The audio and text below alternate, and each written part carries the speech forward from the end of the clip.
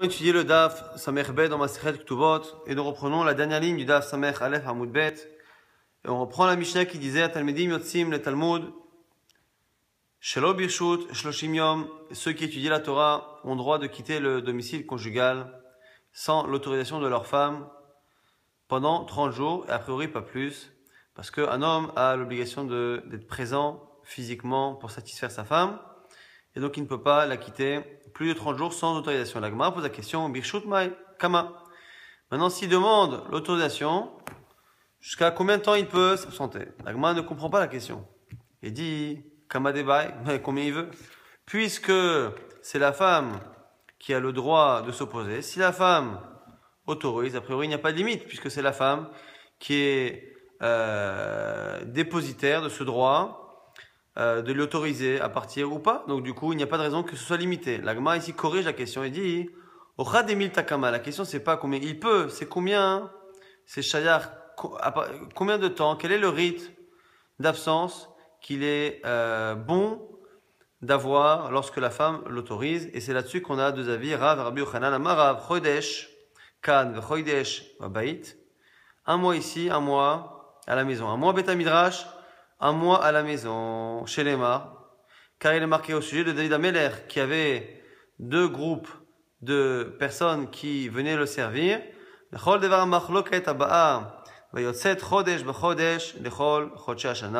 Deux machloket, donc deux groupes qui se partageaient la tâche, qui venaient chacun travailler un mois, et donc chaque personne travaillait pendant un mois, puis revenait à la maison pendant un mois. De là apprend Rav que si on les laissait s'absenter pendant un mois, c'est qu'un homme peut partir pendant un mois sans demander à sa femme.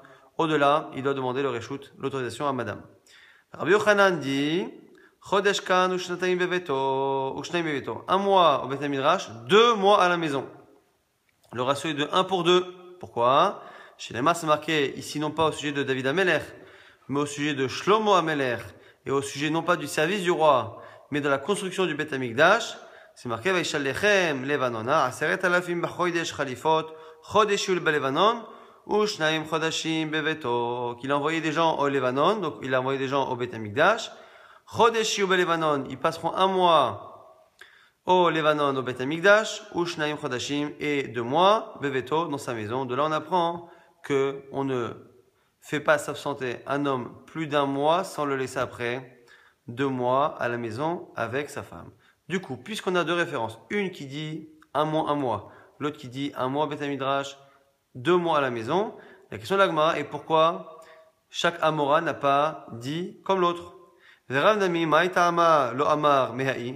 Pourquoi Rav ne dit pas qu'on doit le laisser 2 mois à la maison comme on faisait au Beth Mikdash? La Gemara dit Chané, bien Beth Mikdash, il dit mais c'est pas il n'y a pas d'objection sur Rav. Pourquoi? Parce que là-bas au Beth Mikdash, ils avaient la possibilité, ils avaient 3 groupes de travailleurs pour le Beth Amikdash. Et donc, chacun faisait un mois. Donc, premier groupe, premier mois. Deuxième mois, deuxième groupe. Troisième mois, troisième groupe. Et le premier groupe ne revenait qu'au 4e mois. Donc, il y avait la possibilité. Quand il y a la possibilité, évidemment qu'on laisse un homme rentrer chez lui pendant 2 mois. Parce qu'ici, le Beth Amikdash, celui qui rentre chez lui pendant 2 mois, c'est pas grave si c'est pas lui qui travaille au Beth Amikdash, c'est quelqu'un d'autre qui travaille au Beth Amikdash. Simplement ici, l'étude de la Torah, personne ne peut le faire à ma place. Donc, celui qui irait étudier pendant 1 mois, qui après resterait chez lui pendant 1 mois, et qui après le 3e mois restera encore chez lui, qui va étudier la Torah pour lui? Le Beth Amikdash, quelqu'un peut travailler à sa place, mais l'étude de la Torah, son étude à lui, personne ne la fera. Donc, nous dira, on ne peut pas apprendre du calaba du Beth Amikdash, ou dans le cas du Beth Amikdash, c'est pas une obligation personnelle que chacun a d'y travailler, on a juste une obligation de résultat que le Beth Amikdash soit construit, ou qu'on y serve à Kadosh Baruch Hu, mais ici l'étude de la Torah étant une obligation personnelle, eh bien, chacun, on est dans une situation tendue, comme dans le cas de David Ameler, où il n'y a personne d'autre pour le faire, personne d'autre pour servir le roi, si ce n'est 2 groupes, personne d'autre pour étudier la Torah, si ce n'est moi, et donc du coup, c'est tous les mois qu'il faut s'absenter. Un mot sur deux en tout cas. Rabbi Yochanan, Maïtama lo amar kmihaï. Alors pourquoi Rabbi Yochanan maintenant, qui a pris du Beth Amikdash, où on laissait l'homme rentrer chez lui 2 mois, pourquoi il n'apprend pas comme Rav du cas de David Ameler, où David Ameler se permettait de faire absenter les hommes 1 mois sur 2, puisque David Ameler se le permettait, pourquoi pas nous? Shanatam, de Hitler Arvacha, nous dit Rabbi Yochanan, c'est différent là-bas. Dans le cas de David Ameler, ceux qui travaillaient chez le roi avaient un salaire qui était telle que la femme en touchait justement les bénéfices et du coup, elle acceptait une absence de son mari un peu plus grande parce que justement, elle avait un certain profit. Alors que l'étude de la Torah, la femme a en général, en tout cas, du mal à y trouver, comme nous dit Rashi, c'est sa mitzvah à lui, non pas à elle. Comme on a vu le marloquet entre Rav et Rabbi Yochanan, eh bien l'Agma enchaîne sur une autre marloquet qui a priori n'a pas tellement de rapport. Amarav, Anacha shoveret chatzi gufo shel adam shenema ve'ata ben adam ha'anacha ha'anach ve'shivron motnaim u'merirut te'anach. Rav nous dit que le soupir, la tristesse, peut briser la force d'un homme jusqu'à la moitié. Et on nous cite un passage de Yecheskel. Et toi, l'homme ha'anach qui soupire, ve'shivron motnaim u'merirut te'anach, dans l'amertume et tu seras cassé jusqu'à la moitié de ton corps par justement ce soupir. De là on voit que le soupir et la tristesse peut atteindre et affaiblir la force d'un homme jusqu'à la moitié. Et Rabbi Yochanan Amar, Av kol gufo shel adam. Rabbi Yochanan dit non, toute la force d'un homme peut être affaiblie, atteinte par la tristesse et par le soupir, d'où on le voit d'un pasuk là-bas aussi. Et lorsqu'on te demandera à cause de quoi tu soupires, vers Amarta tu diras Al chez moi, elle chez moi qui va, à cause de la nouvelle qui vient. On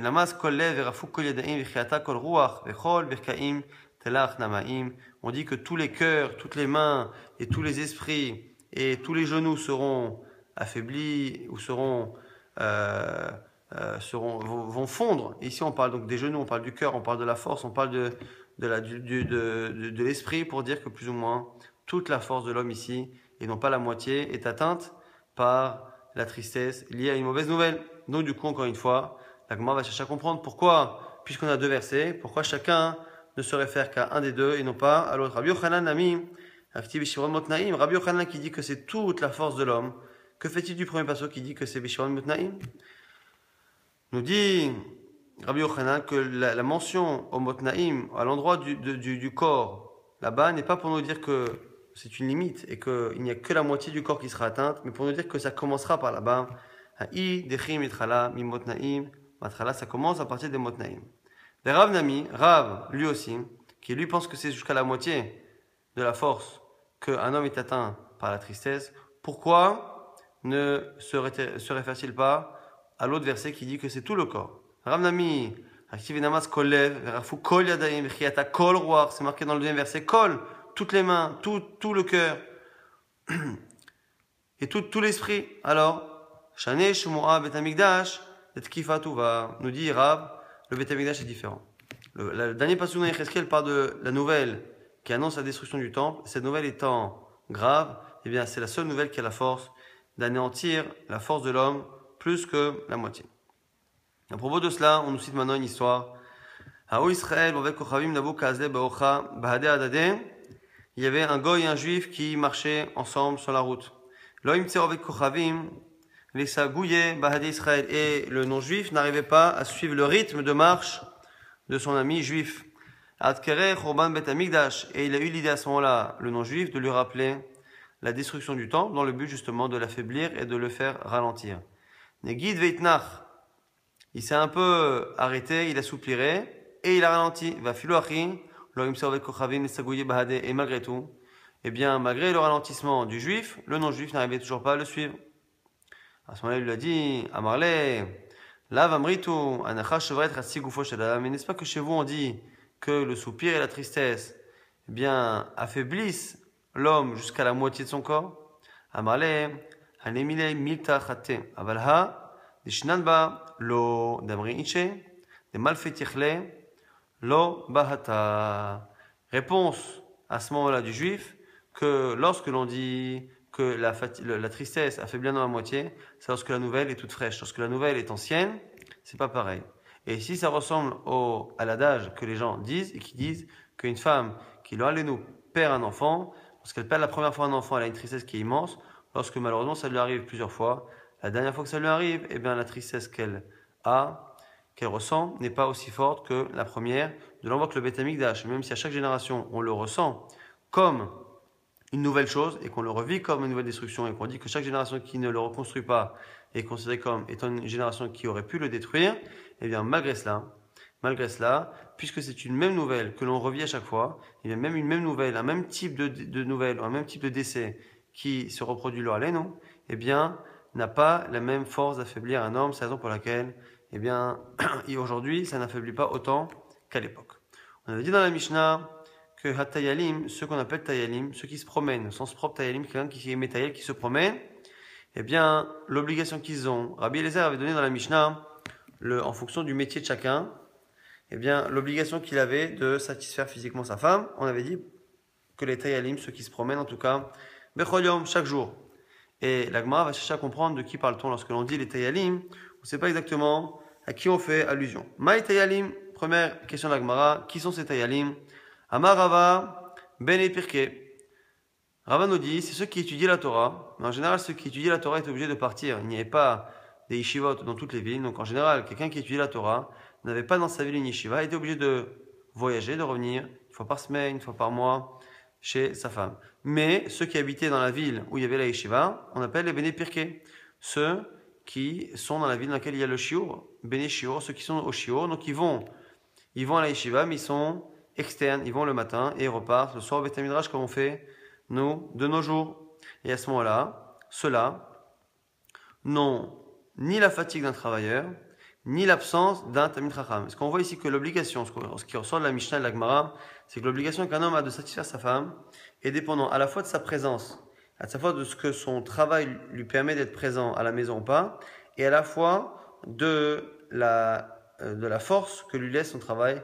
Plus le travail est pénible et difficile, plus l'homme est dispensé de donner le peu de force qui lui reste à satisfaire sa femme. Et ici, il n'y a pas de plus reposé, entre guillemets, que quelqu'un qui étudie la Torah, mais en général, ceux qui étudient ne sont pas en ville, sauf ceux qui habitent là où est la yeshiva. Ceux-là n'ont pas la fatigue d'un travailleur et n'ont pas non plus l'absence d'un Talmid Chacham habituel. Et donc, du coup, ceux-là, selon Rava, doivent satisfaire leur femme tous les jours.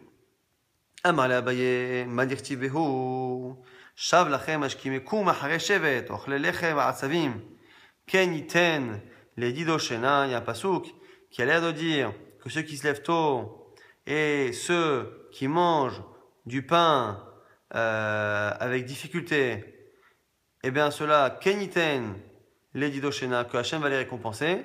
Nous dit Amar Rabbi Yitzchak, elo neshotehem shetamidei chachamim, ce sont les femmes des Talmidei Chachamim qui, la nuit, eh bien, elles sont toutes seules sans leur mari. Eh bien, elles sont seules dans ce monde-ci. Ou ba'ot, c'est ça qui leur donne la possibilité d'aller dans le monde futur. Donc, on voit ici, nous dit Abaye, que ce que l'on cherche, que l'on demande à Talmidei Chacham, c'est de passer ses journées, mais aussi ses nuits à étudier. Et c'est comme ça que ces femmes on le mérite lorsque le mari n'est pas présent la nuit. On le mérite d'avoir le Olam Haba. Donc Abaye dit, Ve'at Amar, Ben Pirke, toi tu me dis que celui qui a l'obligation d'être tous les soirs avec sa femme, c'est celui qui étudie la Torah dans la ville, impossible. Et donc Abaye donne une autre explication. Et là, Amar Abaye, Keder Rav, Damar Rav, Kigon, Rav Shmuel Bar Shilat. Comme ce qu'a dit Rav, c'est-à-dire que c'est l'exemple de Rav Shmuel Bar Shilat. Rav Shmuel Bar Shilat était quelqu'un qui étudiait la Torah mais qui l'enseignait aux enfants. Donc, comme il enseignait aux enfants, il n'enseignait que le jour et pas la nuit, car les enfants n'étudient pas la nuit. Et comme il enseignait aux enfants, il avait un salaire qui était lié justement à ce travail. Et donc, du coup, il avait le repos de quelqu'un qui étudie. Il n'avait pas l'obligation d'étudier la nuit parce qu'il enseignait aux enfants. Et de l'autre côté, il avait une parnassa. Et il n'était pas non plus soumis aux impôts comme on verra dans la suite, car le roi n'envoyait des précepteurs d'impôts que pour ceux qu'il pensait avoir une parnassa. Et il pensait que celui qui étudiait ne pouvait pas payer. Donc le percepteur ne venait pas chez lui. Donc du coup, il était assez à l'aise financièrement. Il était assez reposé car il ne travaillait pas. Et il n'avait pas l'obligation d'étudier la nuit puisqu'il enseignait la Torah aux enfants. D'Achil Midide, Veshaté Midide, qui a la possibilité de se nourrir lui-même. Il ne dépend pas des autres. Mais Gane Betula de Apande. Et qui peut aussi rentrer chez lui dormir à la maison parce qu'il est dans la ville. Velo Khalif, Paris Taka.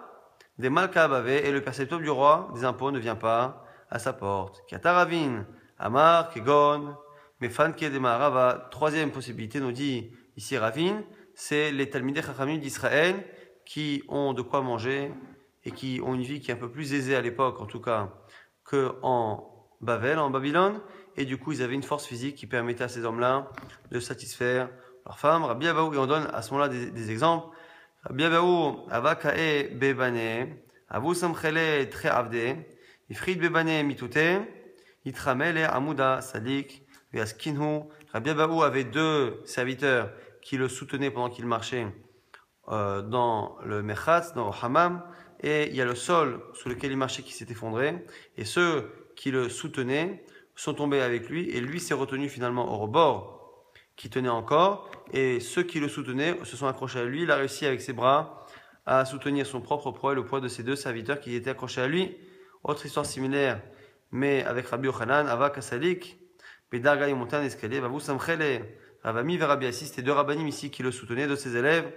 Ifrata Darga Touté, il y a une marche qui s'est effondrée sous lui, Vesalik avait Asiknu, et pareil, il les a soutenus en s'accrochant et en soutenant son propre poids, celui de ses deux élèves. Et du coup, la Gemara nous dit, Amrele Rabbana, Rabbana, ils lui ont posé la question, les Chachamim, puisque tu as cette force, Lamale, les mismeche, pourquoi on te soutient, pourquoi on t'aide à marcher et à monter un escalier alors que tu as la force de soutenir le poids de trois hommes? Amarle, Inken, Ma'aniach, il a répondu, si je me fatigue maintenant, quelle est la force que je laisserai pour mes vieux jours? On passe à la suite de la Mishnah qui avait dit pour Alim, Shtaim Beshabbat, on dit que les employés avaient l'obligation de satisfaire leurs femmes 2 fois par semaine. La Gemara objecte avec une braïta qui dit l'inverse de la Mishnah, Vatania pour Alim, Achad Beshabbat. La Mishnah dit 2 fois et la braïta dit 1 fois. Amar Rabbi Yosibar, Rabbi Chanina, Lokasham, Kan Berosim Melacha Be'iran, Kan Berosim Melacha Be'acheret. Ça dépend si les employés travaillent dans la ville où ils habitent ou ils travaillent dans une autre ville. Ici, on vient nous apprendre qu'on ne demande pas à un homme la même chose en fonction non seulement de la pénibilité du travail, comme on l'a vu dans la Mishnah, mais aussi en fonction du trajet. Un homme qui doit voyager de ville en ville pour rentrer à la maison, il a un aller-retour chaque jour dans une autre ville qui le fatigue et qui fait qu'il est dispensé de moitié de l'obligation physique de satisfaire sa femme. Et ce que la Gemara a répondu, on le retrouve dans une braïta qui donne du poids finalement à cette intervention. Tanya Namiachi, Hapo Alim, Shtaim Beshabbat. Lorsqu'on a dit que c'est 2 fois dans la semaine, dans la Mishnah, attention, c'est dans quel cas? Pour ceux qui travaillent dans la ville, ceux qui voyagent, Achad Beshabbat, une seule fois par semaine. On avait dit aussi dans la Mishnah que Hamarim, ceux qui transportaient les marchandises, les transporteurs, les voyageurs, eh bien, qui voyageaient sur des Hamorim, sur des ânes, Achad Beshabbat aussi, c'est 1 fois par semaine. Et le fait qu'on ait dit 1 fois par semaine pour les Hamarim, ça nous rappelle ce qui est marqué dans le début de la Mishnah. Dans le début de la Mishnah, on avait dit qu'on avait une marloquette Beth Hillel Beth Shammai, un homme qui faisait un éder de ne pas toucher sa femme, dépasser un certain temps de néder, eh bien, il est en tort et doit divorcer sa femme. On avait vu que selon Beth Shammai, c'était 2 semaines, selon Beth Hillel, c'était 1 semaine. Et pour l'instant, la Gemara n'envisage que de dire que lorsque, selon Beth Hillel, un homme fait un éder de plus d'1 semaine par rapport à la vie conjugale, cet homme ne peut être considéré comme étant fautif que si c'est un homme dont le statut et le travail l'obligent à satisfaire sa femme plus d'1 fois par semaine. Mais pour l'instant, on imagine que celui qui ne doit la satisfaire qu'une fois toutes les 2 semaines, 1 fois par mois ou 1 fois tous les 6 mois, comme on a vu dans la Mishnah, celui-ci, qu'est-ce que ça peut changer? Qu'il s'interdise sa femme pendant 10 jours, 15 jours, 2 semaines, 3 semaines, puisque finalement, il n'est pas présent, il n'a pas l'obligation. On aurait pu penser que celui qui n'a pas l'obligation de le satisfaire, eh bien, toutes les semaines, eh bien, il pourrait se priver. Et donc, du coup, la Gemara dit, mais si ça, il y a une redondance. Pourquoi nous répéter 2 fois que certains hommes doivent le faire 1 fois par semaine? On nous dit que le Hamarim, celui qui voyage, doit le faire. Et quand on nous a dit que selon Beth Hillel, au bout d'1 semaine, eh bien, il est fautif, eh bien, Beth Hillel parle aussi du Hamar, parle aussi de la même personne. Donc, du coup, il fait que répéter. Beth Hillel ne fait que répéter ce que va dire le Tana plus loin. La Gemara dit Amarle, Rabba Bachanan et Abaye, Ichfal Tana la Shmainan, Taya, ou pour elle, quoi le Tana, la Mishnah, il s'amuse à répéter comme ça de la chôte que l'on sait. Pourquoi répéter 2 fois que certains c'est 1 fois par semaine? Amarle lui a répondu Lo Hakulhu. Et la Gemara corrige, j'ai dit que finalement non. Contrairement à ce que l'on pensait, lorsque l'on a dit que un homme n'a pas le droit de faire un éder de plus d'1 semaine par rapport à sa femme, eh bien, ça concerne tous les cas. Il m'a dit, mais il y a un cas où le type a le droit de ne pas toucher sa femme pendant 6 mois. Celui qui est marin, on a dit, il s'absente et il peut laisser sa femme pendant 6 mois. Celui-ci, s'il fait un éder et qui dit qu'il ne touche pas sa femme pendant 2 semaines, que ça peut changer, parce qu'en tous les cas, il est absent pendant 6 mois. Elle m'a dit, non, non, mais Michel, pas de Bessalo.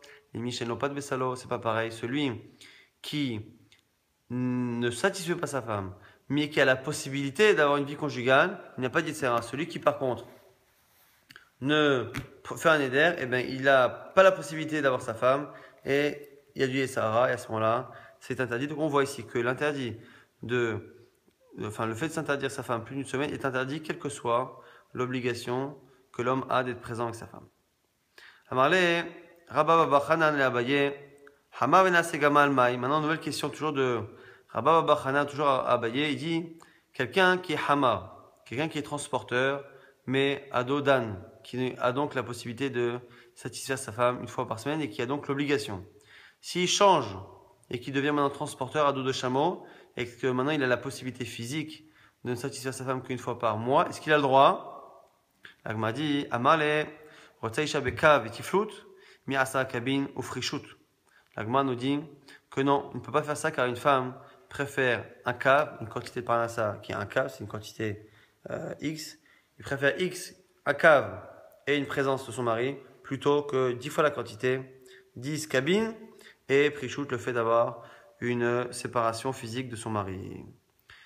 On reprend la suite de la Mishnah qui dit à sa panim, les marins, achat les shisha chodashim, dirait Rabbi Eliezer, c'est une fois tous les 6 mois. Et à la fin, on disait que tout ça, c'était les avis de Rabbi Eliezer. Amar Rav Verona, Amar Rav, Alcha qui Rabbi Eliezer.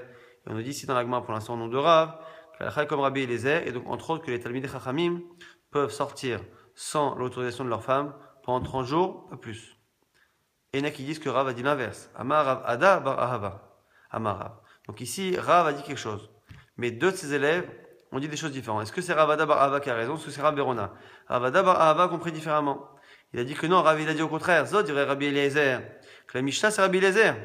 Aval Chachamim, mais Chachamim disent, Talmidim yotzim les Talmud, Torah, Shtaim ou Shalosh Shanim, Bishlo Beshut que les Chachamim pensent, et c'est comme ça là la phrase de Rav Ada bar Ahava, qu'un homme peut quitter pour étudier, peut quitter sa femme, 2, 3 ans, une proportion comme ça, il peut la quitter sans demander l'autorisation à sa femme.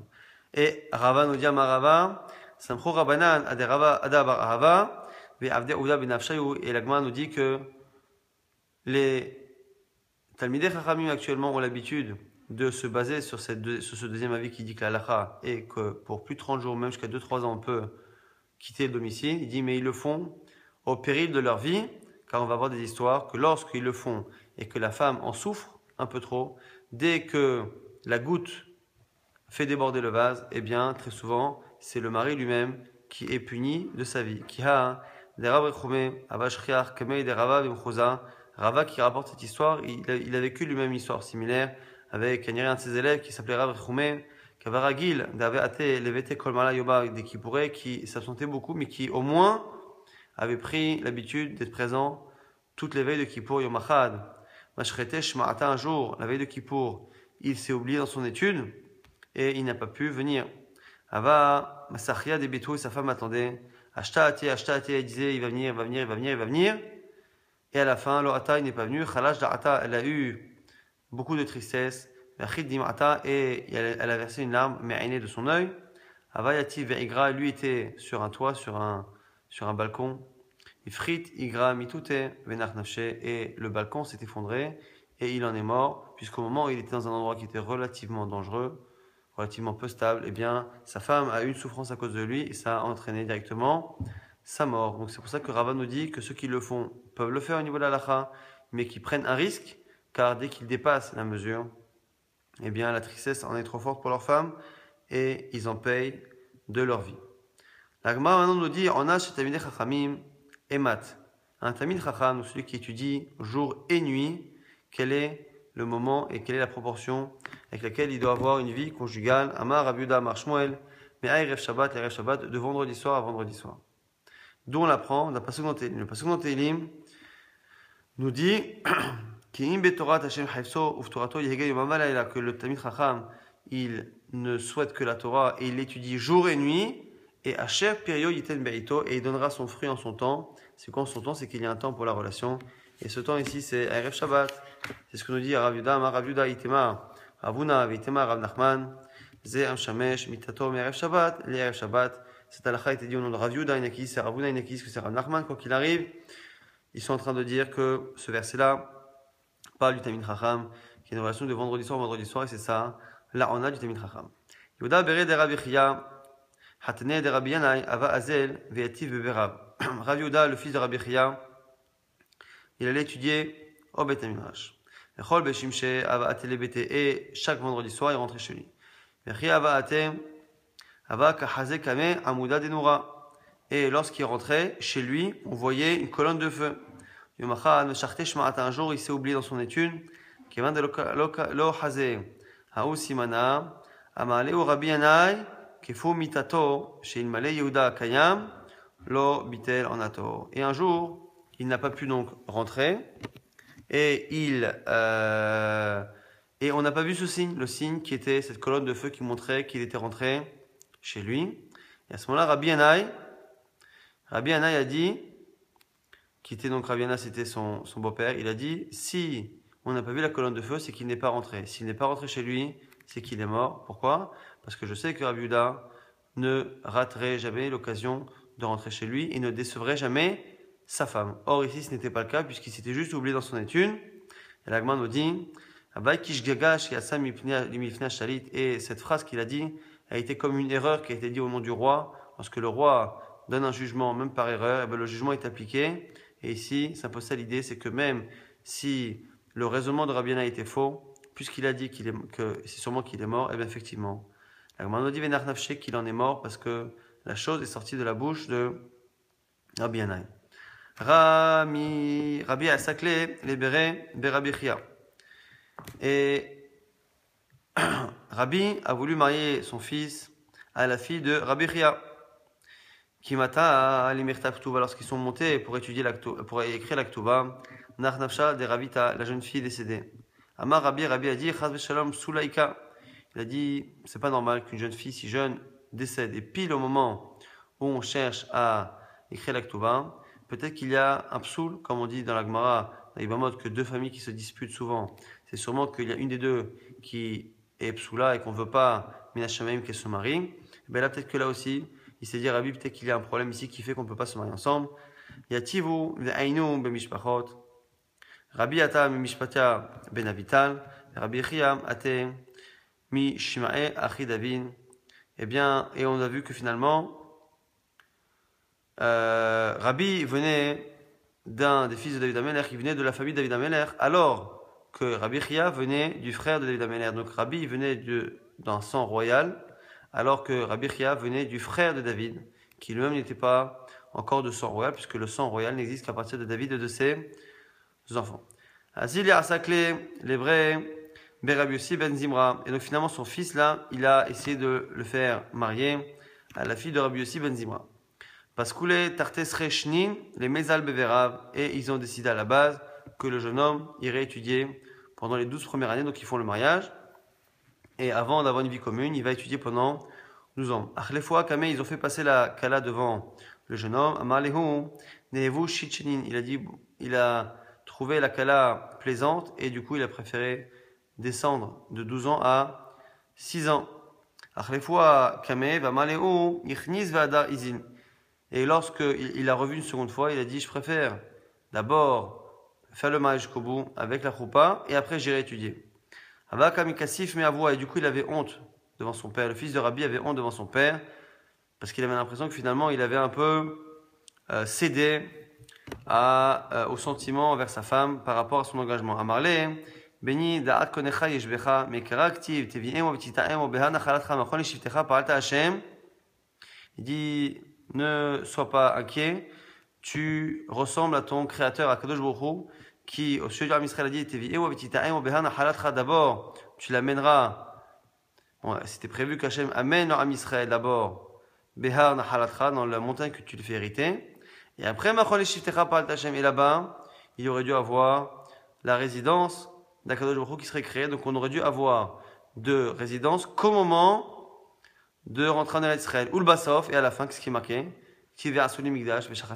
Hachem a fait finalement un Mishkan et à résider avant même qu'on rentre en Eretz Israël. Et ici, la parabole qui est très souvent utilisée dans les Midrashim, particulièrement dans Shir HaShirim, est de dire que Matan Torah est considéré comme étant les Kiddushin, la première partie du mariage, et la vie commune qui est la Choupa, et en fait la Shrina qui réside dans un sanctuaire. Et donc le sanctuaire qui est le Beth Amikdash correspond à la vie commune. Normalement, il n'y aurait dû avoir de vie commune entre guillemets entre Hachem et le peuple qu'au moment de l'entrée en Eretz Israël, mais entre guillemets, de la même manière que ce jeune homme a craqué pour la jeune mariée, c'est comme si Akadosh Baruch Hu lui-même n'avait pas pu s'empêcher de vouloir faire la choupa, et avant même qu'on rentre en Eretz Israël, dans le désert, déjà il a demandé à ce qu'il y ait un Mishkan pour justement vivre avec le Ham Israël. Azil Veativ Tartes Rechne, donc finalement il s'est marié et il est parti étudier pendant 12 ans. Peverav, au Beth Amikdash. Ad Deata et Akra Devitu, et lorsqu'il est revenu, sa femme était stérile. Amar Rabbi il a dit qu'est-ce qu'on va faire? Echina Avin. Au niveau de la halakha, qu'est-ce qu'il faudrait faire? Comme il a une femme qui est stérile, il faudrait qu'il la divorce. Nigracha, on va la divorcer. Qu'est-ce que les gens vont dire? Aniazo, la Shav Shimera, quoi, cette femme-là, la pauvre, elle a attendu pendant 12 ans pour rien. Son attente l'a rendue stérile et maintenant on va la divorcer. Alors il a dit peut-être qu'on peut faire autre chose. On n'a qu'à la garder pour pas la laisser divorcer. Ninsivit et Harité, il a qu'à épouser une autre femme, mais même ça. Yomru Zo Ishto, Bezozunato. Pour un Tamid Chacham comme le fils de Rav, c'était pas joli d'imaginer qu'il y avait une femme pour les enfants et une femme stérile juste pour avoir une vie commune. Les gens finiront par dire que la femme qui est stérile ne sert que pour le plaisir et du coup il n'y a pas de solution.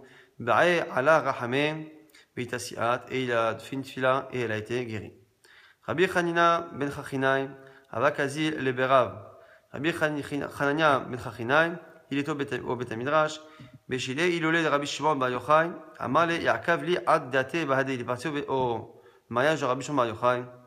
Et ce dernier lui a dit attends-moi jusqu'à la fin de mon mariage pour que je te suive au Beth Midrash. Il n'a pas attendu. Lo ikavale. Azal yativ tres rechne beverav. Il est parti étudier au Beth Midrash pendant 12 ans. Ad deate ishtanu shvile de mata. Lorsqu'il est revenu, il ne reconnaissait même pas la ville et l'endroit où il habitait. Et lo yadal mizale bete. Il ne retrouvait plus sa maison. Un endroit qui avait beaucoup changé. Azal yativ aguda de Nahara. Il est parti à côté du fleuve. Shama la Ravita, Davu Karula, Bat Chachinai, Bat Chachinai. Et il a vu cette fille qu'on appelait la fille de Chachinai, la fille de Chachinai. À ce moment-là, Malikulater, Veta Nazin, on l'appelait, viens remplir ta cruche. Amar Shma Minam, Hai, Ravita Didan. Il a dit, c'est là, elle est de ma famille. Donc il l'a suivi. Azal Batra, il est parti derrière elle. Ava, Yativa de Bethu, Kan Hala Kimha, Dal Aina Hazite, Saveliba ou Parachocha. Sa femme était en train de moudre du blé pour faire de la farine. Elle a levé les yeux, elle l'a vu, et son cœur a flanché, et son âme l'a quitté. Amar lefanav, ribono shel olam, ani azo, zeschara, be'ar hame'ala, ve'haya. À ce moment-là, elle fait une fila, elle dit c'est ça son salaire. Cette femme m'a attendu pendant 12 ans, et lorsqu'elle me voit, elle fait une crise cardiaque et elle meurt. Est-ce que c'est ça son salaire? Il a fait une fila, et elle l'a revécu.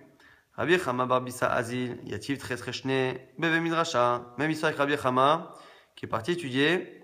Rabbi Chama bar Bisa est parti étudier pendant 12 ans Beth Midrash.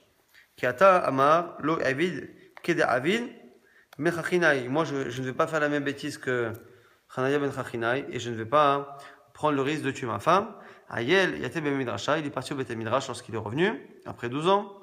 Shalach le Bete, il a envoyé un message à sa femme. Ata Rabbi Oshaya Bere. Et il y a Rabbi Oshaya, qui était son fils, mais qui ne l'a pas reconnu car il l'a quitté jeune.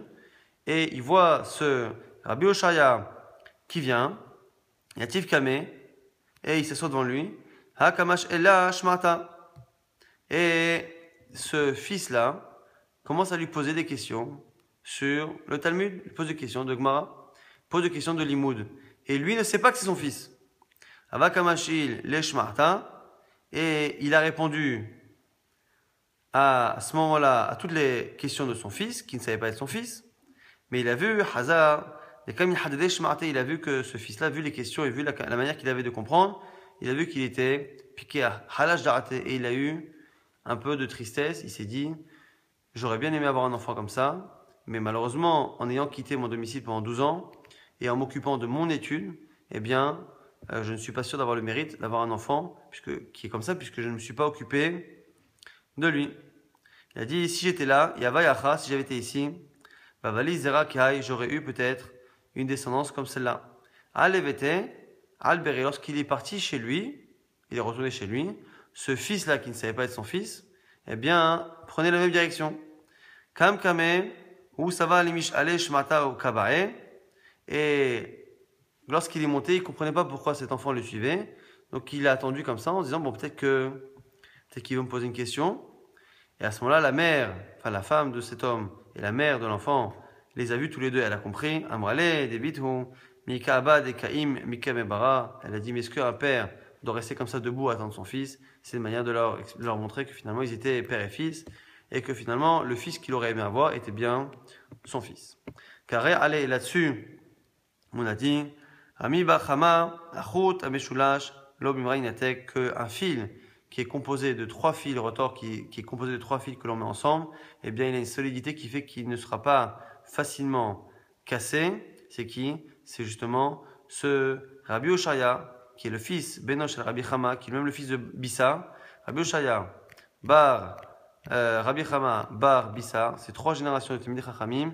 On dit que lorsque la Torah est dans 3 générations d'affilée, eh bien, elle ne quitte pas la famille à jamais. Et demain, c'est du on étudiera l'histoire de Rabbi Akiva.